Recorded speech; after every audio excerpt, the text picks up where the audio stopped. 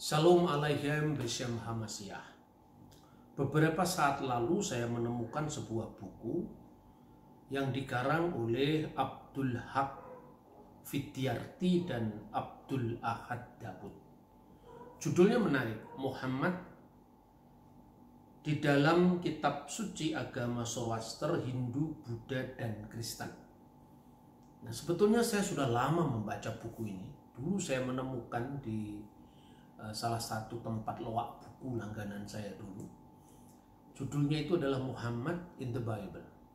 Tapi buku ini adalah buku terjemahan dari bahasa Inggris. Lalu kenapa saya kemudian tertarik untuk membelinya? Kalau tidak ada catatan dari Profesor Dr. Komarudin Hidayat, mungkin saya tidak beli buku ini. Karena terus terang aja saya itu tidak terlalu tertarik dengan polemik-polemik debat-debat agama, karena menurut saya itu bukan situasi Indonesia. Itu perdebatan agama menang kalah itu bukan suasana Indonesia. Tetapi karena saya tahu Pak Profesor Komarudin Hidayat itu adalah seorang yang sangat menganjurkan dialog teologis dengan agama lain, dan tentu catatan beliau di sini cukup menarik bagi saya. Apakah beliau tertarik karena tokoh klasiknya yang bernama Abdul Ahad Daud ini, atau yang lain? Itu yang membuat saya membaca buku ini. Saya membaca buku ini ada beberapa hal yang menarik. Yang pertama, bahwa beliau sebagai seorang mantan Kristen, dulu namanya itu adalah David Benjamin Kaldani, konon seorang mantan dari pastor gereja Uniat Kaldea, salah satu gereja Katolik di Timur Tengah yang memakai ritus Kaldean. Dan itu hidup kira-kira tahun 1900-an. Dia tertarik dengan agama Islam hanya karena bahwa menurut dia ada banyak nubuat dalam kitab suci Perjanjian Lama dan Perjanjian Baru tentang Nabi Muhammad. Nah, salah satu yang dia ajukan itu adalah nubuat tentang Parakletos yang disampaikan Yesus dalam Injil Yohanes, bahwa Yesus akan mengutus Parakletos yang lain, Alon Parakleton, di dalam kitab suci Perjanjian Baru. Saya tidak tertarik untuk cocokologi, cocok-cocokan, kemiripan bunyi, ya, bukan itu. Tetapi yang justru saya tertarik adalah merunut kronologi pencarian umat Islam ketika mengidentifikasi Nabi Muhammad dengan Parakletos ini. Nah, saya mencoba untuk melacak dalam berbagai macam buku yang berkaitan dengan perjumpaan Islam Kristen. Dan itu memang dalam Al-Quran, di dalam surah ke-61, yaitu surat Shaf, itu memang dikisahkan di sana bahwa Nabi Isa atau Yesus Kristus itu salah satu tugasnya adalah wa mubasyiran birrasuliyati mim ba'dismuhu Ahmad. Jadi memberikan kabar gembira dengan seorang rasul yang datang sesudahku, namanya Ahmad. Nah, kapan ini mulai diidentifikasi dengan Parakletos? Kita bisa membaca catatan sejarah. Setahu yang saya baca, itu ada sekitar tahun 720 ya. Itu adalah masa dari Khalifah Umar kedua atau Khalifah Umar bin Abdul Aziz.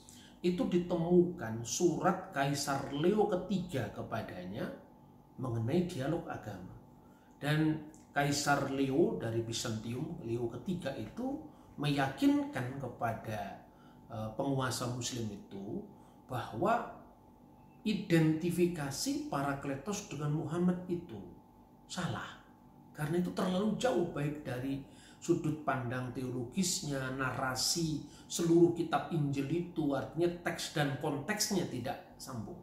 Berarti sekitar tahun 717 sampai 720 sudah ada upaya untuk mengidentifikasi Muhammad dengan Parakletos. Lalu tafsir yang tertua menurut saya, karena ini sebelum tafsir at-Tabari, yaitu tafsir Muqatil bin Sulaiman. Ini yang saya miliki, ini adalah terbitan Darul Kutubil Islamiyah, ya, Darul Kutubil Ilmiah, Darul Kutubil Ilmiah, diterbitkan di Beirut, ya, tahun 2002, ya. Di sini memang juga Muqatil bin Sulaiman itu sudah mengidentifikasi Parakletos itu adalah Muhammad, yaitu pada surat 61 ayat 6, di mana di sana ungkapan Nabi Isa itu diberi catatan menarik oleh sang penafsir ini, yaitu wa mubasyiran rasulin ya'ti min ba'dismuhu Ahmad bisuryaniyah Paraklita, yaitu Paraklita dalam bahasa Suryani. Dan ketika dia menyebut Paraklita dalam bahasa Suryani, tentu kita mengingat adalah teks Alkitab dalam bahasa Suryani, bahasa Aramaik. Ini bahasanya Yesus Kristus, yaitu yang dikenal Pesita, ya. Di sini Ketaba Kadisa, kitab suci Pesita, dan kita bisa menjumpainya. Memang apa yang dimaksudkan itu adalah Paraklita di dalam Injil Yohanes pasal 15, antara lain ayat 26. Di sana disebutkan Maden dita Paraklita haudina mesadar inalehun min luat api ruha disrara, ya, bahwa apabila Parakleta itu datang, yaitu roh kebenaran, ya, yang akan diutus Bapa di dalam namaku, haumen luat api, di mana roh kebenaran itu keluar dari sang Bapa, napek hu naset alai, dia akan bersaksi tentang aku. Jadi sudah ada identifikasi atau upaya mengidentifikasikan itu sejak Kaisar Leo III dalam surat menyuratnya dengan Umar bin Abdul Aziz atau Umar kedua. Lalu tafsir Muqatil bin Sulaiman itu tarikhnya kira-kira tahun 767. Jadi setelah Leo III tadi adalah Muqatil bin Sulaiman. Kemudian kita juga mengenal yang namanya Ibnu Ishaq, sayangnya bukunya hilang. Lalu dalam catatan berikutnya oleh Ibnu Hisham, ya, dalam bukunya yang berjudul Sirah Nabawiyah li Ibni Hisham, ya, di terbitan Darul Fikir Libanon, itu juga disebutkan dalam salah satu babnya yang mengisahkan tentang sifat Nabi Muhammad di dalam kitab Injil. Nah, di dalam teks ini nanti juga disebutkan tentang sifat Nabi Muhammad itu, antara lain disebut al-munhammina. Munhammina itu sebetulnya tidak berasal dari teks Pesita, tetapi berasal dari kutipan leksionari. Leksionari itu bacaan ibadah gereja dalam bahasa Aram Palestina. Nah, itu dibuktikan di sana kata Menahem itu kemudian dialih aksarakan, ditransliterasikan dengan Menahema. Lalu mungkin saya tidak tahu sumbernya dari mana, itu Ibnu Ishaq kemudian mengalihkan dalam bukunya itu adalah Al-Munhammina. Apa mungkin itu memang sengaja supaya cocok dengan, mirip dengan Nabi Muhammad, ya. Tetapi dia mengutip secara harafiah di situ dari Yohanes pasal 15 ayat 26. Cuma di situ kutipannya juga tidak cocok dengan kutipan Injil manapun yang harafiah bisa dipertahankan. Karena sekalipun ya diakui memang varian teks dalam kitab kuno itu ada di semua kitab kuno lah. Tetapi artinya bahwa di situ sampai ada penggantian, misalnya Roh Kudus yang berasal dari Bapa kemudian yang keluar dari sisi Tuhan. Dalam teks Pesita pun juga dikatakan tadi bahwa luat min Abba, jadi keluar dari Bapa. Lalu dikatakan yang berasal dari Tuhan, karena memang kata Bapa untuk dinisbatkan kepada Allah itu kan bertentangan dengan akidah Islam, karena Islam memahami itu seolah-olah hubungan kebapaan secara fisik, padahal bukan seperti itu. Nah, di sini ada penyesuaian kutipan untuk kepentingan dakwah dalam konteks Islam. Lalu di akhir dari keterangannya tentang Al-Munhammina tadi, lalu dia beri keterangan begini. Al-Munhammina bisuryaniyah. Al-Munhammina itu dalam bahasa Suryani artinya apa? Muhammad menurut dia. Wa huwa birumaniyati al-Baraklitus, dan dia di dalam bahasa Yunani, Rumaniyat itu Yunani adalah al-Baraklitus sallallahu alaihi wa alihi wasallam, yang adalah Muhammad sallallahu alaihi wasallam. Nah, tentu ini perkembangan kemudian setelah apa? Setelah tahun 767 ini, kira-kira di atas tahun 800-an. Tetapi untuk masa sekarang, saudara-saudara, terlalu mudah kita melakukan identifikasi teks, terlalu mudah. Mungkin pada zamannya David Benyamin Kaldani, ketika kemungkinan kata yang benar dari Parakletos itu bukan Parakletos, tapi Periklitos, untuk memirip-miripkan dengan terpuji Ahmad dan Muhammad. Tetapi untuk sekarang tentu itu sangat mudah di cross check. Misalnya terbitan-terbitan kuno Injil dalam bentuk kodek, misalnya kodek Sinaiticus, kodek Vaticanus, kodek Alexandrinus, kodek Bisai, kodek Ephraemi Rescriptus, ini dengan sangat mudah sekarang bisa dijumpai. Misalnya ya, ini Bibliorum Sacrorum Graecus Codex Vaticanus. Nah, ini adalah apa namanya, terbitan modern dari teks tulisan tangan yang kemudian dicetak. Tentu orang bisa langsung membandingkan dengan teks Ibrani cetakan huruf modern. Ini belum ada titik komanya. Kalau misalnya mengucapkan enarki, in holocaust, ke holocaust, in prostortion, seperti itu.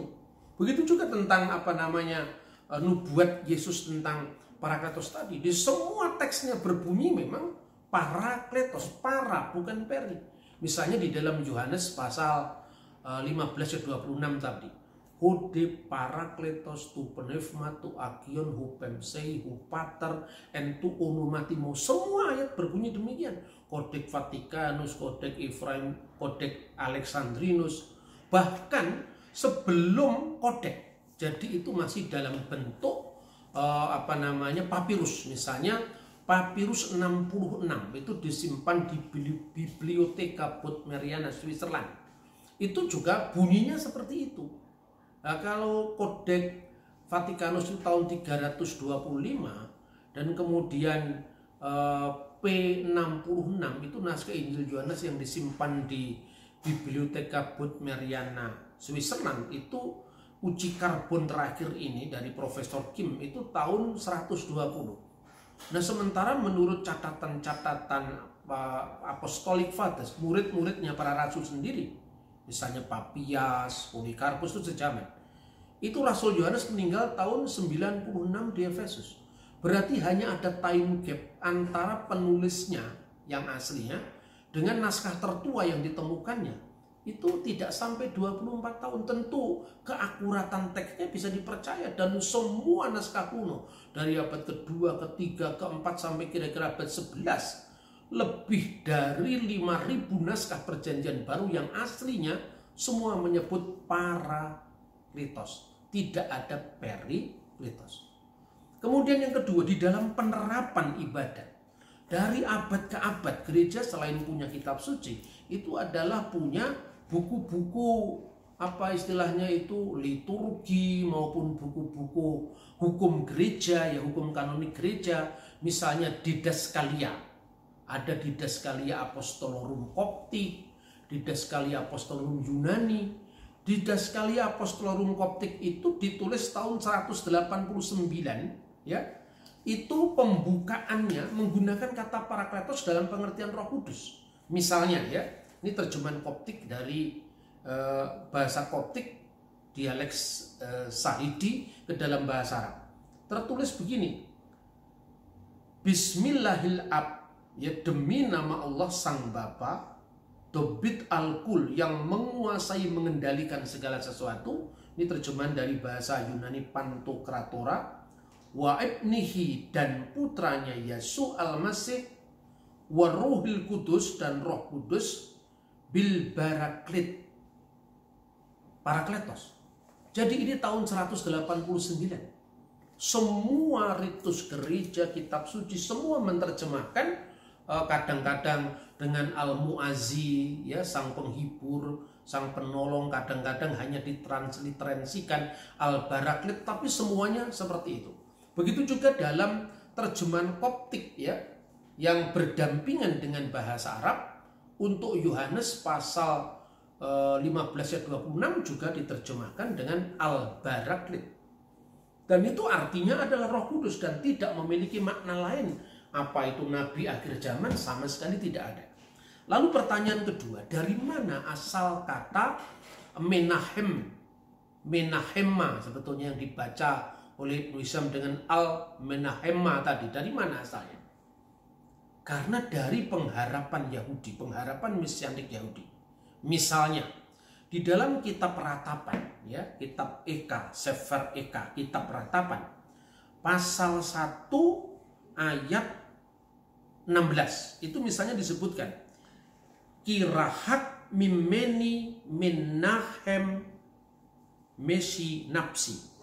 Jadi karena sang Menahem itu kirahat, karena jauh daripadaku mimeni menahem mesi napsi, karena jauh daripadaku Menahem yang menghibur jiwaku.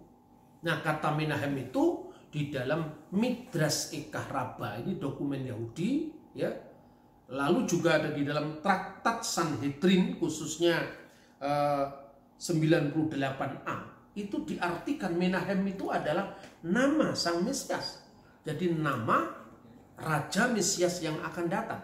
Misalnya, saya ingin membaca Midrash Ekah Rabbah yang sudah saya terjemahkan dalam buku saya ini, yang judulnya Answering the Misunderstanding.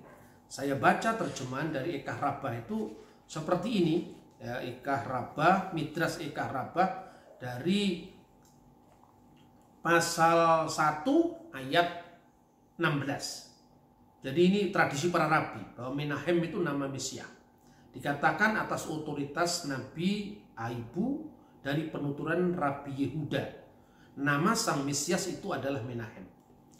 Ada seorang Yahudi yang sedang membajak sawah, ketika ada orang Arab lewat, tiba-tiba lembunya berteriak, "Yahudi bin Yahudi," sapa orang Arab itu, "Lepaskan lembumu, lepaskan kokmu, lepaskan bajakmu, karena bait Allah telah dihancurkan."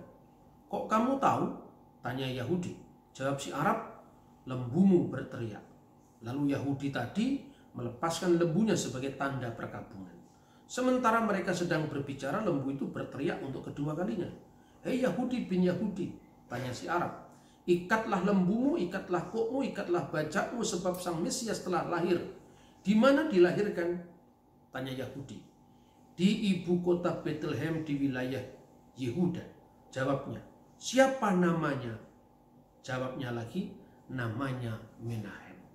Nah, jadi Mesias itu namanya adalah Menahem. Nah, sekarang pertanyaannya, kalau Yesus itu adalah Mesias, di mana Yesus pernah disebut Menahem?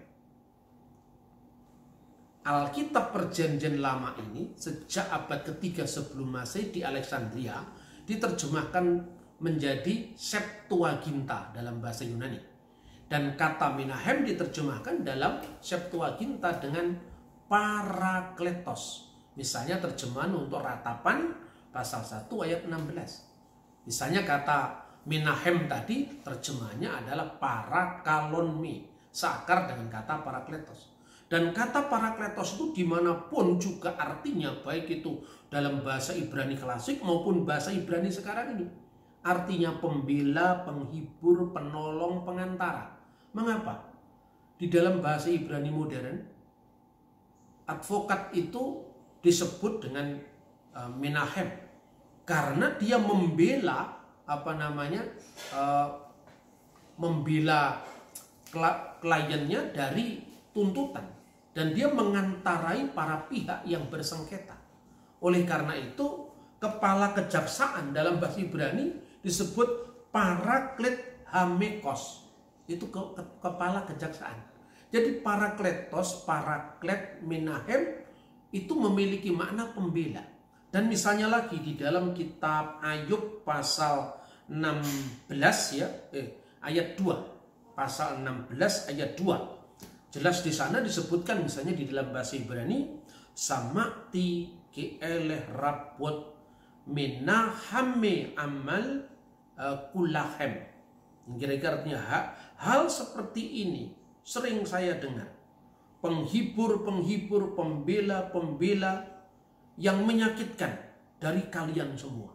Nah, kata menahem di sini dijumpai dalam bentuk jamak menahame yang diterjemahkan dalam Septuaginta paraklitosis. Nah, dalam konteks seperti inilah maka Yesus Sang Mesias di dalam 1 Yohanes pasal 2 ayat 1 disebut dengan parakletos.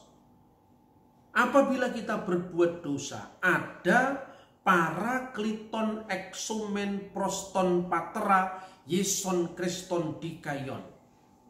Pengantara kita kepada Bapa. Kenapa disebut pengantara? Kenapa disebut pembela? Kenapa disebut penghibur atau penolong? Karena jaksa, pembela, penolong itu kan mengantarai pihak yang bersengketa, para pihak yang bersengketa. Mesias mengantarai kita kepada Allah Sang Bapa. Maka Mesias disebut parakliton. Nah, dalam konteks ini maka Roh Kudus disebut alon parakleton. Dalam Injil Yohanes, kenapa disebut alon parakleton? Saudara, di dalam bahasa Yunani ada dua kata yang diterjemahkan dengan lain. Yang pertama alon atau alos, alon parakleton, parakletos yang lain. Satunya adalah utros atau utron. Kata utros itu lain secara bertentangan, lain secara berhadap-hadapan, lain secara bermusuhan. Misalnya antara Allah dengan ilah-ilah yang lain. Maka dikatakan dalam kitab Keluaran, kitab Ulangan, kata Ibrani lo yihye lecha Elohim akhirim alpanai diterjemahkan dalam bahasa Yunani untuk kata Elohim akhirim, ilah-ilah yang lain. Jangan ada padamu ilah-ilah yang lain di hadapan hadiratku. Kata ilah-ilah yang lain adalah theoi utroi. Begitu juga dalam 1 Korintus pasal 8 ayat 4, di mana tidak ada ilah lain kecuali yang esa. Oudeis theos utros. Di sini utros bukan alos. Utros eimihes. Yang diterjemahkan dalam Alkitab bahasa Arab la ilaha illallahul ahad. Nah, dalam konteks inilah Roh Kudus disebut penolong yang lain dalam persekutuan. Karena Bapa, Putra dan Roh Kudus itu adalah salah safi akonim. 3 di dalam personalitas ilahi, tentu bukan person dalam pengertian manusia yang terpisah satu sama lain, tetapi di dalam satu zat hakikat yang disebut satu ousia, yaitu Bapa yang adalah wujudnya, Putra adalah firman-Nya yang berada dalam sang wujud yang satu, dan Roh Kudus yang juga berada dalam diri sang Bapa. Karena itu kita berdoa dengan Bismil abi walibni warrohil kudus al ilah wakid, demi nama Bapa dan Putra dan Roh Kudus, Allah yang esa. Nah, Roh Kudus adalah alon parakleton karena Yesus Sang Mesias adalah Sang Parakletos, Sang Menahem. Kiranya apa yang saya sajikan dari tanggapan terhadap tulisan dari David Benyamin Kaldani ini bisa paling tidak memberikan pencerahan kepada orang Kristen yang imannya sedang dipertanyakan oleh pihak lain. Tuhan memberkati kita. Shalom alaikum, B'Shem Hamashiach.